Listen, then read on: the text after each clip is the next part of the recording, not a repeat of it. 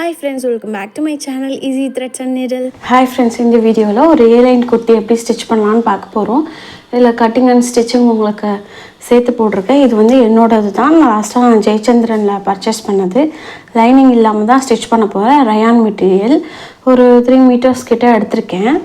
இதுதான் வந்து இதனோட மெஷர்மெண்ட்டு. இது வந்து எனக்கு கொஞ்சம் ரொம்ப கரெக்டாக இருக்கும் இந்த ட்ரெஸ்ஸு. இது நான் பேந்தியான் ரோடில் மெட்டீரியலாக எடுத்து ஸ்டிச் பண்ணது. இது பார்த்திங்கன்னா 2 பார்ட்டாக வரும். யோக் பார்ட் ஒன்று, கீழே பாட்டம் தனித்தனியாக தெரியுதுங்களா உங்களுக்கு ஸ்டிச்சு இப்படி வரும். பட் நான் இதை வந்து ஒரே சிங்கிளாக ஸ்ட்ரைட்டாக ஒரு A-line குர்த்தியாக நான் ஸ்டிச் பண்ண போகிறேன். பிகாஸ் இதில் ரொம்ப துணி இல்லை, அதனால் தனியாக பிரித்து கட் பண்ணி ஸ்டிச் பண்ணது போல் ஒரே லென்த்தில் நான் ஸ்டிச் பண்ணலான் இருக்கேன். உங்களுக்கு கட்டிங் எப்படின்னு காட்டுறேன்.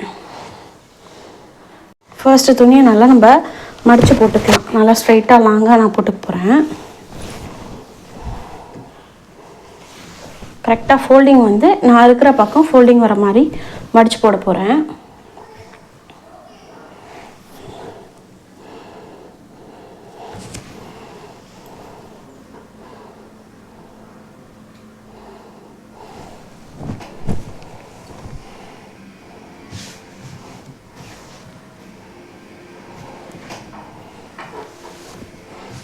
ஃபுல்லாக மடித்து போட்டு உங்களுக்கு காட்டுறேன்.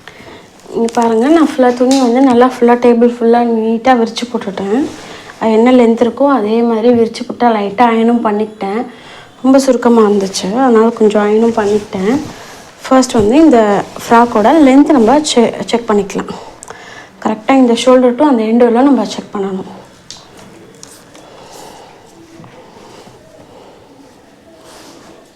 கரெக்டாக இந்த ஷோல்டர்லேருந்து நம்ம அப்படியே இந்த ஃப்ராக்கை வந்து நல்லா நீட்டாக இழுத்து போட்டுடலாம். அம்பர்லா டாப்புன்றாங்க, ஃப்ராக்குன்றாங்க, ஒவ்வொருத்தரும் ஒவ்வொரு மாதிரி சொல்கிறாங்க. உங்களுக்கு எந்த மாதிரி பேர் விருப்பமோ நீங்கள் வச்சுக்கோங்க. எனக்கு எது வாயில் வருதோ அதை நான் சொல்லிடுறேன். பாருங்கள், இது அப்படியே நம்ம துணியை நல்லா ஸ்ட்ரைட்டாக வச்சுட்டு கொஞ்சம் கொஞ்சமாக அட்ஜஸ்ட் பண்ணிக்கிட்டு ஃபுல்லாக நான் செக் பண்ணி பார்க்குறேன். எனக்கு ஒரு 46 கிட்ட வருது. லென்த் வந்து 46 வருது. அதனோட கீழே மடித்து தைக்கிறதுக்காக ஒரு 1 inch, அப்புறம் மேலே ஷோல்டருக்காக ஒரு 1/2 inch சேர்த்து 47 நான் மார்க் பண்ண போகிறேன். ஃபர்ஸ்ட் எங்கள் டாப்பை இங்கே இந்த ஓரமாக வச்சுக்கலாம்.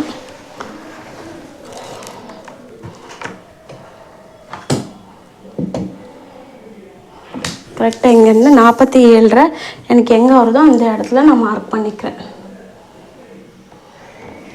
இங்கேருந்து எனக்கு இந்த இடம் வருது 47. கரெக்டாக கீழேருந்து 47 ஸ்ட்ரைட்டாக ஒரு லைன் போட்டுக்கிறேன். இப்போ நார்மலாக எனக்கு நெக் வித் பார்த்திங்கன்னா நான் 2.5 வைப்பேன். ஒரு வாட்டி நம்ம இந்த அளவில் இருக்க மாதிரியே நம்ம வச்சுக்கலாம். இங்கே அப்படியே நான் டபுளாக மடித்து போட்டுக்கிறேன்.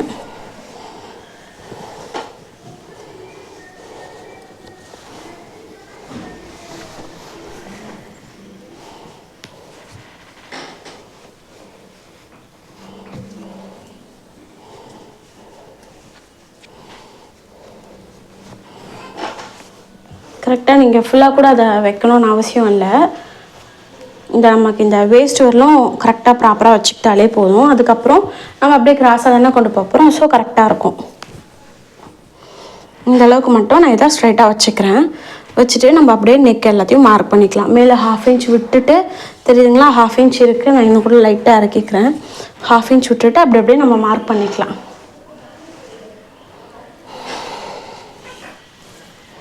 இப்போ இதனோட அளவு எவ்வளோ இருக்குது, இதில் 3 கிட்ட காட்டுது. ஆக்சுவலாக நான் 3 தான் வைக்கலை, நான் 2.5 தான் வச்சுருப்பேன். எனக்கு நார்மலாக எனக்கு 2.5 தான் கரெக்டாக இருக்கும். நம்ம துணியை கொஞ்சம் இப்படி அட்ஜஸ்ட் பண்ணிவிட்டு கரெக்டாக வச்சோம்னா நமக்கு ப்ராப்பராக கிடச்சிரும்.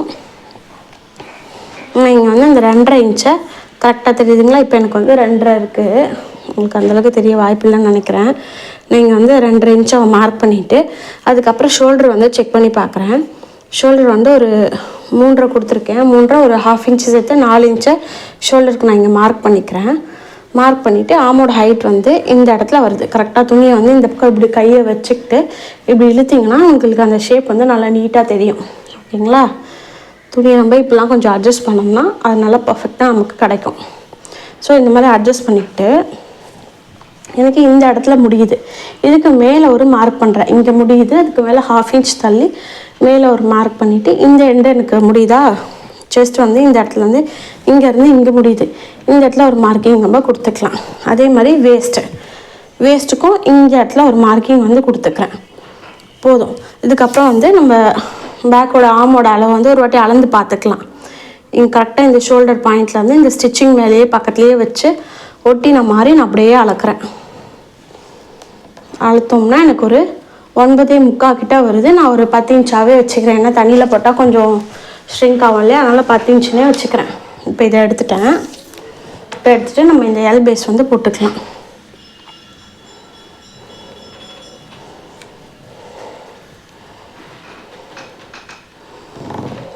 இப்போ போட்டுக்கிட்டேன். இப்போ வந்து கர்வ் போட்டுக்கலாம். இப்போ எனக்கு ஹாஃப் ஷோல்டர் எவ்வளோ 6.5 வருது. இங்கே பாருங்கள், இது 7 கிட்ட வருது. நம்ம இப்போ தோராயமாக தான் வச்சுருக்கோம், அதனால் இது வந்து 6.5 வருது, இது வந்து 7 இன்ச் வருது. நம்ம இப்போ ஒரு வாட்டி அளந்து பார்த்துட்டு நம்ம இதில் வந்து ஆல்ட்ரேஷன்ஸ் வந்து நம்ம பண்ணிக்கலாம். இது வந்து நம்ம சுடிதார் உள்ள அளவு அப்படியே வச்சுருக்கோம். இங்கே இந்த மாதிரி ஸ்கேலை வச்சுட்டு நான் அப்படியே கர்வ் போட்டுட்டேன். இப்போ நான் வந்து எனக்கு எவ்வளோ சொல்லியிருக்கேன், 9.75 சொன்னீங்கன்னா 10 இன்ச் ரவுண்டாக எடுத்துக்கலாம். கரெக்டாக மேலே 1/2 இன்ச் விட்டுட்டு இங்கே 1/2 இன்ச் விட்டுட்டு நான் அளக்கணும். அது உங்களுக்கு தெரியும்னு நினைக்கிறேன். கரெக்டாக இங்கே டேப்பை வச்சுட்டு இப்படியே நான் செக் பண்ணி பார்க்குறேன்.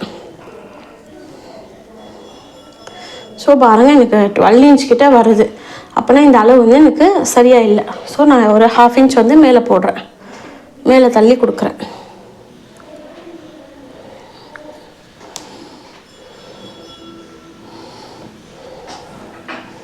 ஹாஃப் இன்ச் மேலே தள்ளிட்டு நான் அதை போட்டு போகிறேன்.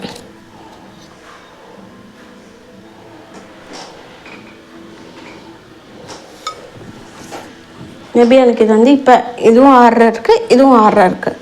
ஸோ இப்போ வந்து நான் அதை போட்டால் கரெக்டாக இருக்கும். என்னோடய இது கெஸ் அதுதான்.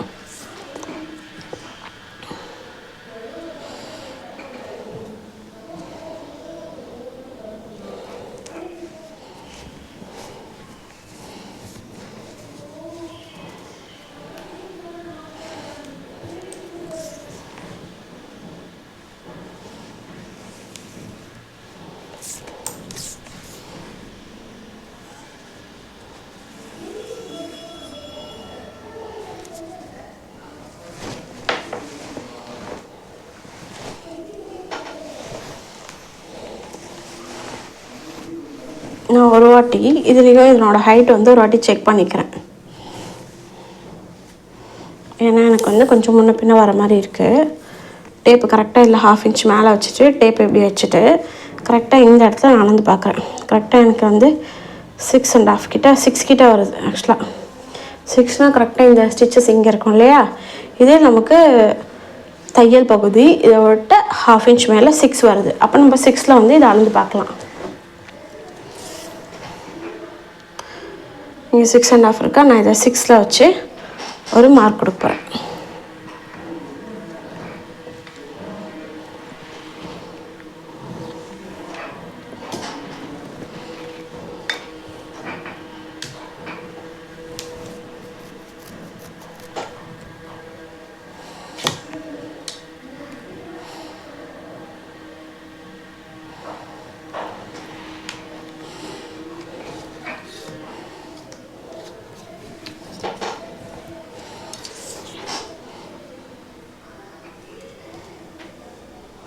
இப்போ நான் இங்கே அளந்து பார்க்குறேன்.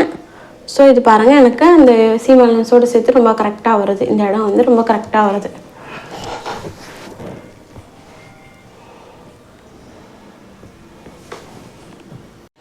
பாருங்கள், எனக்கு இந்த அளவு வந்து கரெக்டாக வந்திருக்கு. இப்போ வந்து இதனோட யோக் பார்ட்டை நம்ம கண்டுபிடிக்கணும். யோக் வந்து கரெக்டாக ஒரு 15.5ல் நான் வச்சுக்கிறேன். 15.5 கீழே அப்படியே நம்ம கிராஸாக போகிற மாதிரி நம்ம கால்குலேட் பண்ணிக்கலாம். இதில் வந்து ஆக்சுவலாக 14.5 இருக்குது, பட் நான் இங்கே வந்து 15 கொடுத்துக்கிறேன். இன்னும் கொஞ்சம் கீழே இறங்கினா நல்லாயிருக்கும்னு தோணுது. அதனால் இந்த இடத்துல நான் கொடுத்து இங்கே ஒரு லைன் பண்ணிக்கிறேன். இப்போது இதனோட அளவு எவ்வளோ இருக்குன்னு செக் பண்ணலாம். இது வந்து 12 இன்ச் இருக்குது. அப்போனா இங்கே வந்து ஒரு 11 இன்ச் கொடுத்தா கரெக்டாக இருக்கும். 11ன்றது கொஞ்சம் ஓரளவுக்கு ஃபிட்டிங்காக இருக்கும். ஸோ அதுவே கரெக்டாக இருக்கும் எனக்கு. இன்னும் நல்லா ஃபிட்டிங்காக கேட்டிங்கன்னா இதை விட இன்னும் ஒரு 1/2 இன்ச் நம்ம குறைச்சிக்கலாம். நான் 11 இன்ச்சே கொடுத்துக்கிட்டு இங்கே வந்து சீம் அலவன்ஸ் ஒரு 1.5 இன்ச் கொடுத்துக்கிட்டேன். மேலே வந்து நான் எப்போதும் 2 இன்ச் கொடுப்பேன். ஸ்டிச்சிங் பண்ண முடித்ததுக்கப்புறம் எக்ஸ்ட்ரா உள்ளதை நான் இது மாதிரி கட் பண்ணி விட்டுருவேன். ஸோ இது வந்து இந்த பாயிண்ட்டை வந்து நம்ம கனெக்ட் பண்ணியாச்சு. இப்போ வந்து இதை அப்படியே க்ராஸாக கொண்டு போக போகிறோம்.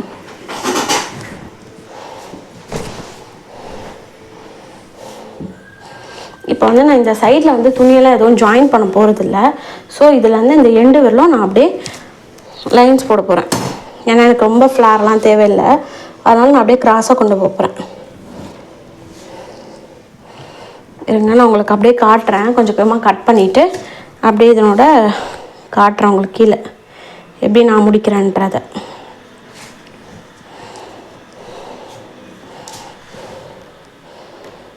நம்ம பின் குத்தி வச்சுக்கிட்டோம்னா கொஞ்சம் ஈஸியாக இருக்கும். துணி வந்து களைஞ்சிட்டே இல்லாமல் கட் பண்ணுறதுக்கும் கொஞ்சம் ஈஸியாக இருக்கும். ஃபர்ஸ்ட் நான் இதுலேருந்து இந்த இடத்த வரலாம் நான் கட் பண்ணி காமிச்சிடுறேன்.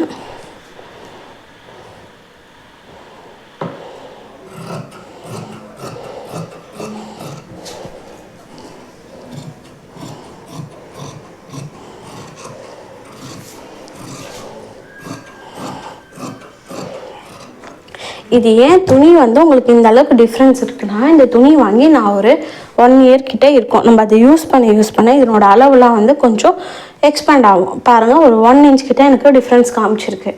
இது மாதிரி கட்டாயம் துணியில் வரும். நீங்கள் அதெல்லாம் ஒன்ஸ் 2 முறை இந்த மாதிரி செக் பண்ணிவிட்டு ஸ்டார்ட் பண்ணிக்கோங்க.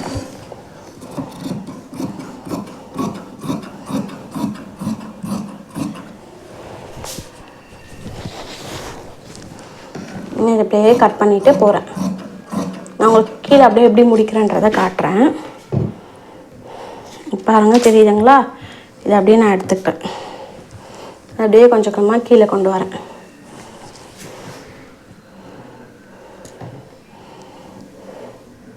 இதுதான் எண்டு. இந்த இடத்துக்கு வரலாம் நம்ம கட் பண்ண போகிறோம். ஃபர்ஸ்ட் வந்து இந்த லைனுக்கு வந்து நான் ஸ்ட்ரைட்டாக ஒரு லைன் போட்டுக்கலாம்.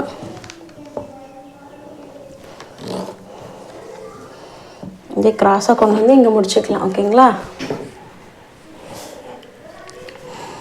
கிராஸாக கொண்டு வந்து இங்கே முடிச்சுக்கிறேன். இங்கே முடிச்சுட்டு அடுத்தது வந்து இப்போது இங்கே கீழே வந்து ஒரு 1 or 2 inches வந்து நம்ம மேலே தள்ளி மார்க் பண்ணணும்.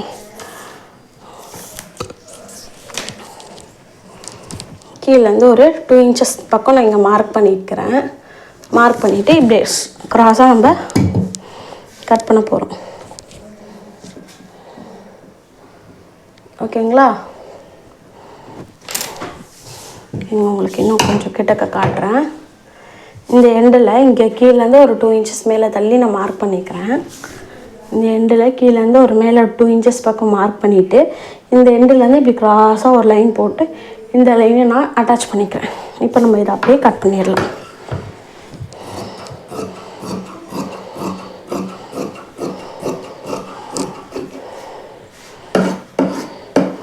இதை அப்படியே நான் கட் பண்ணி எடுக்க போகிறேன்.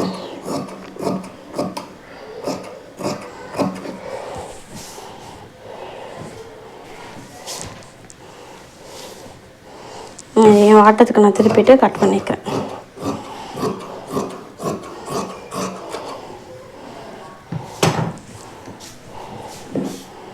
ஓகேங்களா? இது வந்து ரொம்ப ஃப்ளார் வராது, ரொம்ப நல்லாயிருக்கும்.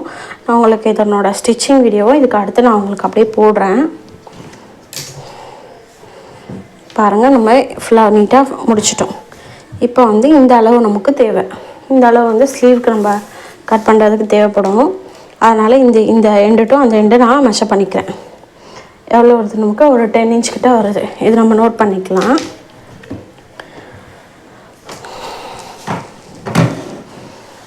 நோட் பண்ணிவிட்டு இந்த பேலன்ஸ் உள்ள துணி எடுத்துக்கலாம்.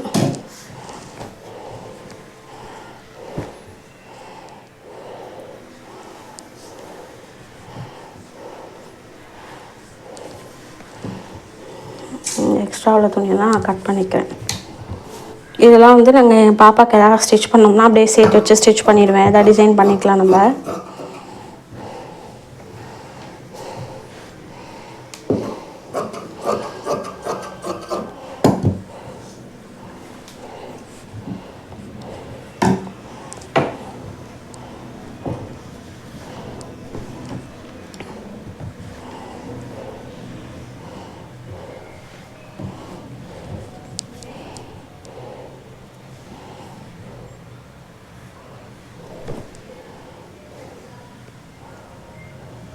இந்த துணியெல்லாம் வந்து கொஞ்சம் மடித்து போடுறது தான் நமக்கு சிரமம். அது கொஞ்சம் ப்ராப்பராக மடிக்கவே வராது. நம்ம ஒரு பக்கம் போனால் அது ஒரு பக்கம் போகும். அதான் இதில் கொஞ்சம் பிரச்சனை.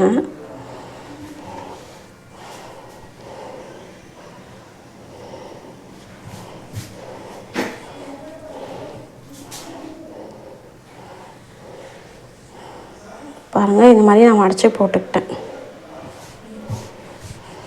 நம்ம நீட்டாக போட்டுக்கலாம். இங்கே இதனோட வித் வந்து நமக்கு ஒரு 10 இன்ச்சு ப்ளஸ் ஒரு சீம் 2 இன்ச்சு சேர்த்து 12 இன்ச்சு வர மாதிரி நம்ம இதை ஃபோல்டு பண்ணிக்கலாம். பாருங்கள், கொஞ்சம் அதிகமாகவே வருது. அதனால் நான் இன்னும் கொஞ்சம் இந்த பக்கம் மடிச்சுக்கிறேன். ஓகேங்களா? இந்த மாதிரி மடிச்சாச்சு. மடிச்சுட்டு இப்போ ஸ்லீவோட இந்த அளவில் இருக்க ஸ்லீவ் எடுத்துக்கலாம்.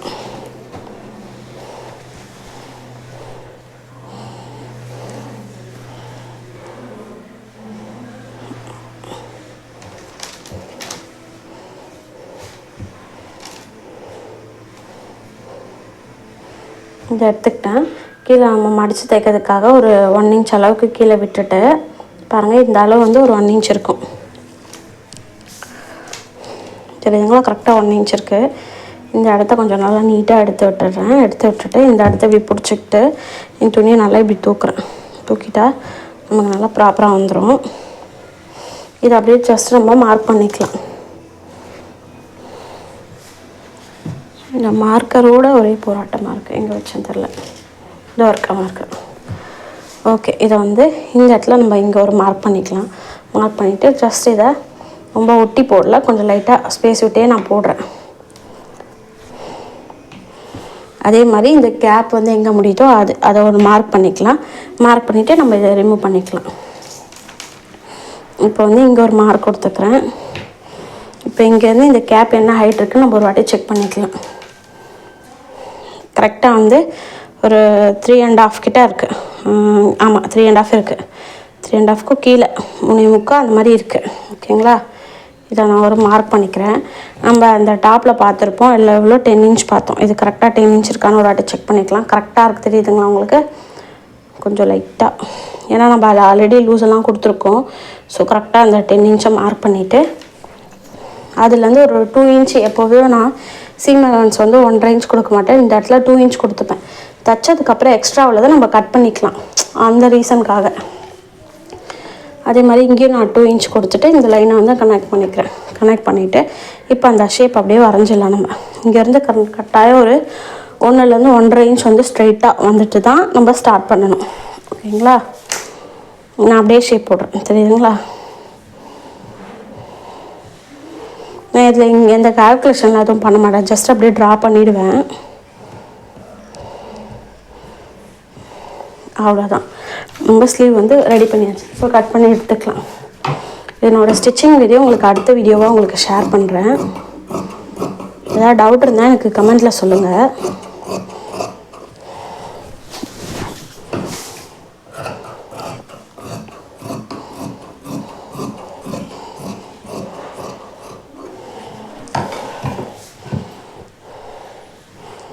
அவ்வளோதான், நம்ம கட் பண்ணியாச்சு.